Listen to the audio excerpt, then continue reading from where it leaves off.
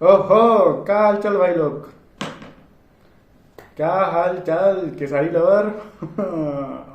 आ गई भैया के वीडियो। और भाई होली आ गई बा। ठंडा तो अब खत्म हो जाता है धीरे धीरे। ऐसे साफा चट खत्म। और अभी थोड़ा बहुत रहेला रात के इस टाइम तो अब उतना नहीं लगा। एगो कमल में काम चल जाता है।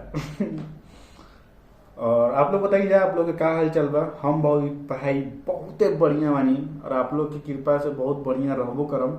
और आप लोग चैनल के सब्सक्राइब नहीं करत तो छोटा भाई के अपन सब्सक्राइब करी जाए ओकर बाद वीडियो देखी जाए, ठीक बा। और पसंद आई तो जो भोजपुरी गाना सुन ला ओकरा भी शेयर मरिए जाए, एक एक शेयर जरूर होता है। मेहनत करे बनी, छोटा मोटा मेहनत तो करत नहीं ना भाई, कर दिया जाए का। खेसारी भैया के सॉन्ग आइल बा आपका चश्मा में तो ही ना दिखेला। आपका तो टेरहा है, आपका तो ठहरा है, ठहरा है टेरहा है, ऐसा करके कुछ सॉन्ग बा। कुछ गलती हुई तो माफ करिए जाए।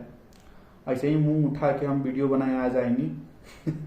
और थोड़ा सा वीडियो लेट से जाई तो ओकरा खातिर माफी मांगिए, माफी मांगा तनी मंगिया जा कर दिया जाए भाई। और सिंगर केसारी भैया और नेहा राज, लैरिस कृष्णा बेदर्दी भाई रहबे करेलन। म्यूजिक डायरेक्टर आर्या शर्मा और फीट में भाई रानी। अच्छा रानी चटर्जी, रानी चटर्जी नहीं की हाउ रानी है, देखल जाए कौन रानी है।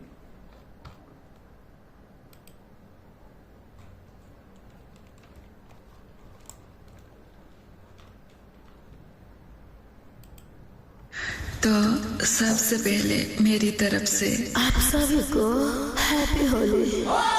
अच्छा ये तो अरे साला गजब जगह रोक देगी। अच्छा ये वाला वो है, वो क्या बोला आप कौन सी कलर की चड्डी पहने हैं। कॉपीराइट मार दिया तुम सब।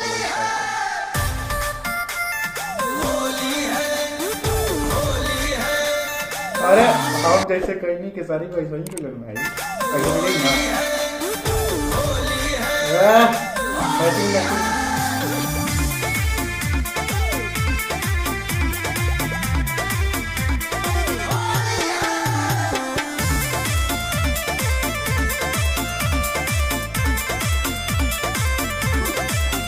अरे खुले जंगल में खड़ा अकेला रंग डले आइल सेरा है। खुले जंगल में खड़ा अकेला रंग डले आइल सेरा है। मुझे पता है कि आपके थोड़ा सा चिढ़ा है, तो क्या मैं एडजस्ट कर लूंगी।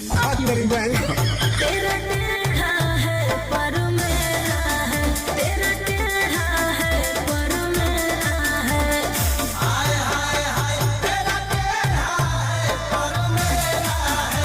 ए भाई ई कैसे डांस करो तो मुझे यार, का करबो जा, मार करबो जा का।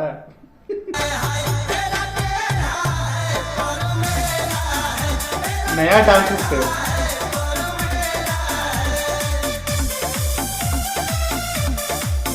ई सॉन्ग मार कर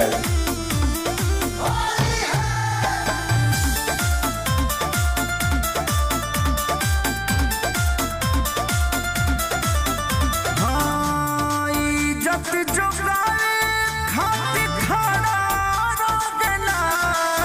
आदि रानी हो रानी अच्छा अरे बसिया बुझाता में होवे न ताजा, तू ले ले बाई जात होली है मेरा राजा।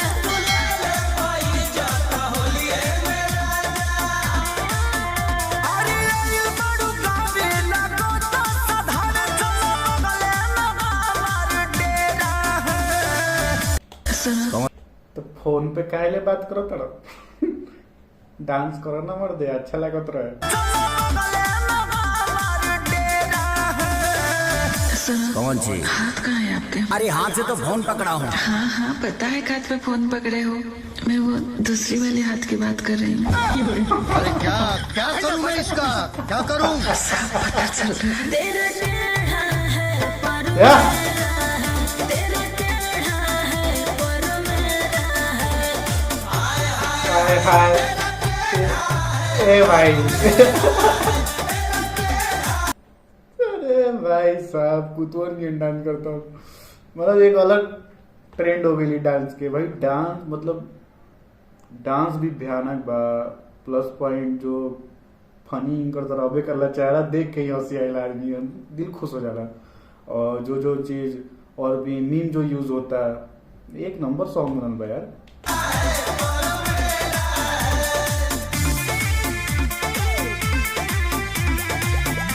टेढ़ा मेढ़ा तक कुड़कुड़े और यार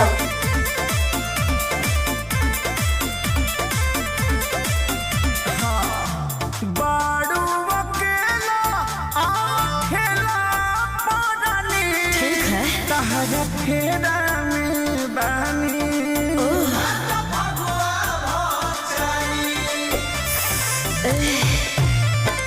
चढ़ल जवानी ले जाके चोहानी, साटा के पीछो करे निकाल दे पानी।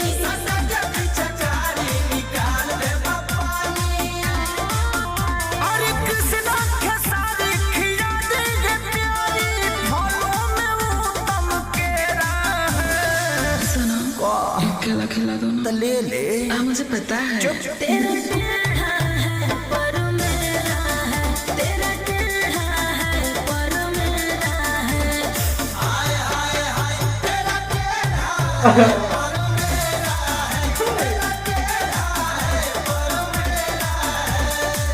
आज मुझे परम सुख की प्राप्ति हुई।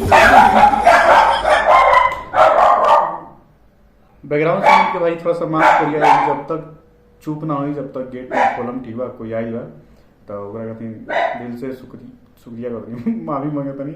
और हम भाई चलत रहे, गाना बहुत अच्छा बा, गाना के लिरिक्स, बैकग्राउंड म्यूजिक जो रहा भाई साहब एक नंबर। जो गाना में मीम जो यूज करल गई बा, और केसारी भैया कॉमेडी नाम से इसे भी प्रसिद्ध वन फनी एक्टर। और बाकी आप लोग बताइएगा कि आप लोग के कैसा लागल ठीक बा। हम चलत रही नेक्स्ट वीडियो में बहुत जल्द मिलम। और ये गाना हमारा लगा था कि जब तक हमारे गाना पहुंची तो ट्रेनिंग नंबर पे पहुंच जाई। और ऐसे ही आप लोग प्यार दीजिए चैनल पे ठीक बा, सब्सक्राइब करिए छोटा भाई के, और एक शेयर बनाता हूँ, मेहनत करती हूँ। जय हिंद जय भारत।